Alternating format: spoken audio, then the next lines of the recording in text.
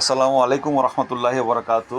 DXN Narsingdi service থেকে ইনশাল্লাহ আলোচনা করতেছি। আমার এক ভাই আসছে পেস্ট নেওয়ার জন্য। পেস্ট নিয়ে ওনার অনেকগুলি অভিজ্ঞতা থেকে আমরা শুনি যে গেনুজি পেস্টটা কি কি কাজে আসে। আপনি কি কি কাজে ব্যবহার করেন গেনুজি পেস্টটা? এটা কাজে ব্যবহার করি। এক নম্বর হলো দাঁত মাজি। দুই নম্বরে চোখের মাঝে দিউন যায়, চোখের জুতি বাড়ে।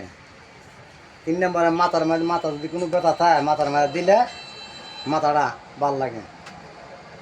বা এই মলমটা আবার খামানো যায়। পায়খানার দরজার মাঝে কোনো সমস্যা দাঁড়াইলে এই পায়খানার দরজা দিউন যায়।